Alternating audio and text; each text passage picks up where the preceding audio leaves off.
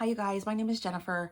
I wanted to do a quick video about having a long arm cast and a complication that I'm having that is pretty concerning, and I'm also wanting to document it because I have contacted my doctor to request a kind of an emergency appointment because it's kind of getting a little sideways. I'm pretty concerned about it.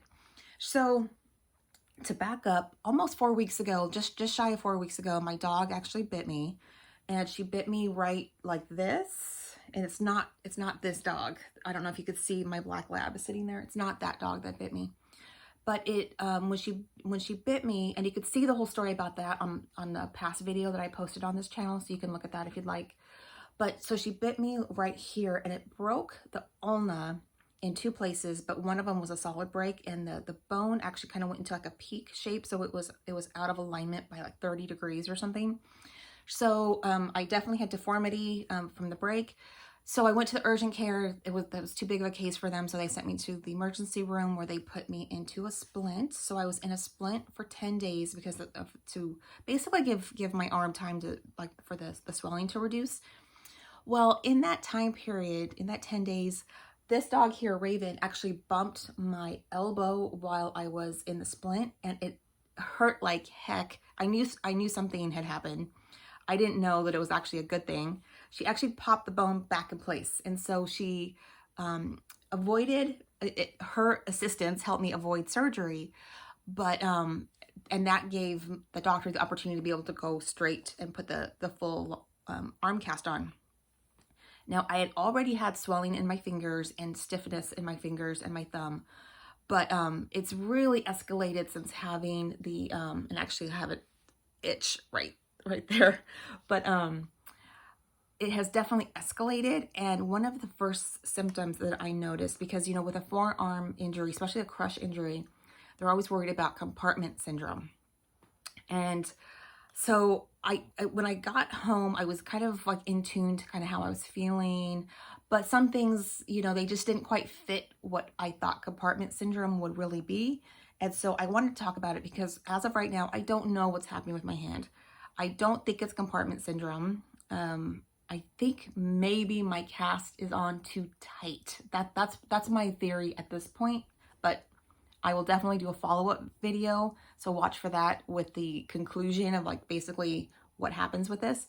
But I wanted to talk about my symptoms. So basically, as soon as I got home from getting the cast on, I started to experience these intermittent, weird, really big chills, but just under my cast. And so it was like getting like goosebumps, big goosebumps all throughout my arm. And it would only last for like a second or two, and it was like maybe once every 2 or 3 hours, but it was definitely enough for me to be like, that is really weird. Well, then I noticed that I started to lose a little bit of the flexibility. I lost flexibility like really quick because, you know, I did have a broken arm, but I could move my fingers, but just very slowly. But as the days progressed, my swelling sort of increased. My fingers were they felt very pressurized, kind of numb on the inside, but I could feel them, so they weren't numb all the way. I was not having pins and needles. They were just straight, thick feeling, heavy feeling. My skin was very stretched. It was a very kind of like a reddish color, much redder than my regular hand. But then I started getting some, I would get like some pains at the fracture site. When I move my finger, sometimes I'll get like a deep pain, like right down like the center of my forearm. I've gotten a lot of pains, like kind of like spots like around my elbow. But lately I've been getting sort of like pressure pains. Like I have one big one right here, like on my thumb area, right about like right there, and then another one that's kind of like right here.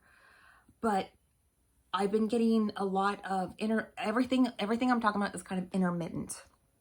The swelling is constant, but the swelling doesn't always hurt. It's only at certain times it seems to like increase like in pressure.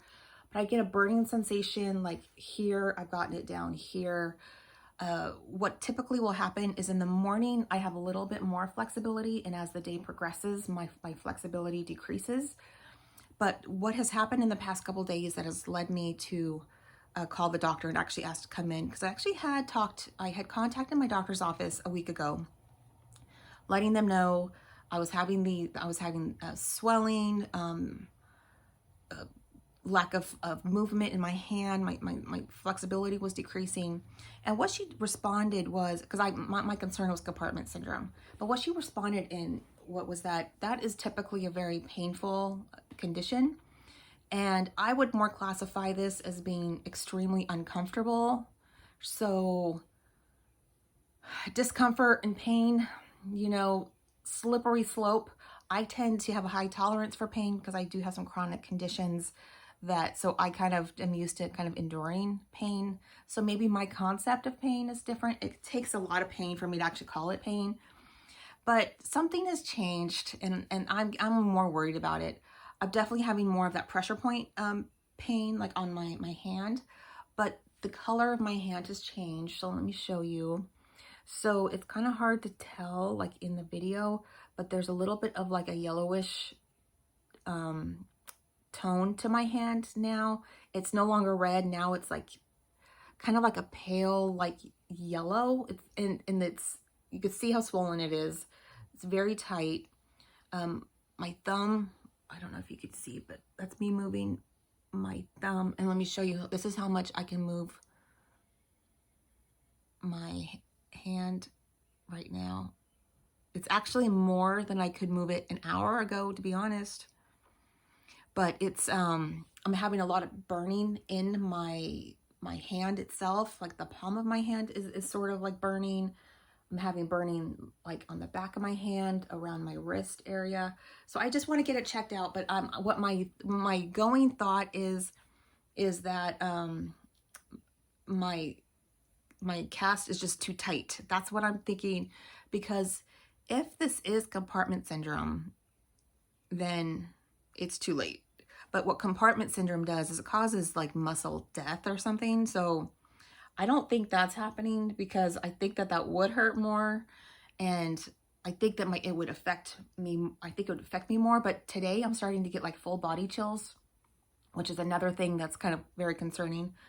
But it's a lot more, my concern is really more because the level of discomfort is increasing to the point where I could actually call it moments of actual pain. Yesterday, in the middle of the night, I guess I flexed my hand or did something in my sleep, and it hurt so bad that I like shot up in bed, and it really got my attention. And that was probably maybe one of I've had a couple high pain moments with this cast, and that was one of my highest pain points. But it's still just a very, very high level of discomfort. But it's right on that threshold. But it is enough for me to probably, as soon as I get off this video, I'll probably be taking, I have been taking, not very much, but a tiny bit of hydrocodone. But I take only like half of a pill and Tylenol. That's all I've been using. And I probably need to do that, you know, this morning. Now, right now, it's only about 8:30 in the morning. Typically in the morning, I have much more like mobility. It starts off with more mobility, and as I'm more active during the day, and by the time I get to the nighttime, I can't move my fingers really at all. And so today, I'm basically waking up with how I normally am at night. And like right now, randomly, just me sitting here, I'm getting some pretty significant burning sensation right here. And now it's fading already. So it's the weirdest thing, but actually now it's kind of coming back. It's the weirdest sensations. I mean, I've never experienced anything quite so odd. And now it's actually almost turning into a weird chill. So it went from being burning to now overly cold. Unless my sensations are just so messed up, I'm not identifying the sensation correctly. But now it's much more significant. It's enough to I don't really even know. I don't even know if it's hot or cold. I don't know if it's a chill or if it's burning anymore, because it's kind of gone up. It's weird. I can't really explain it, but I'm hopefully going to find out what's going on with the doctor today.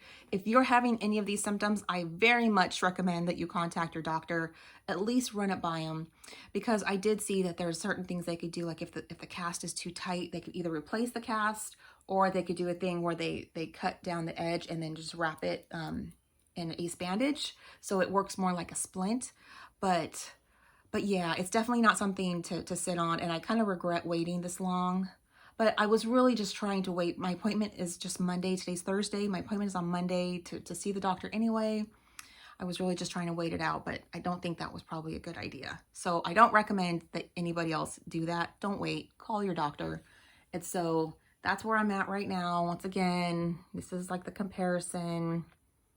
See that color? It's just, I don't know. To me, that's alarming.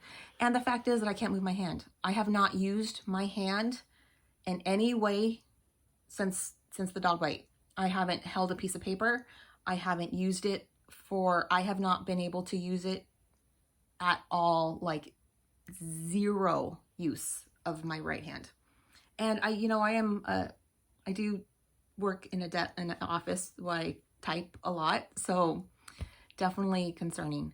Anyway, I hope this was helpful. I just encourage you to talk to your doctor, get some advice from your physician. I will do a follow-up video on what this is, and please stay tuned for that. So look for a part 2. Thank you for watching. Hope you feel better. Bye.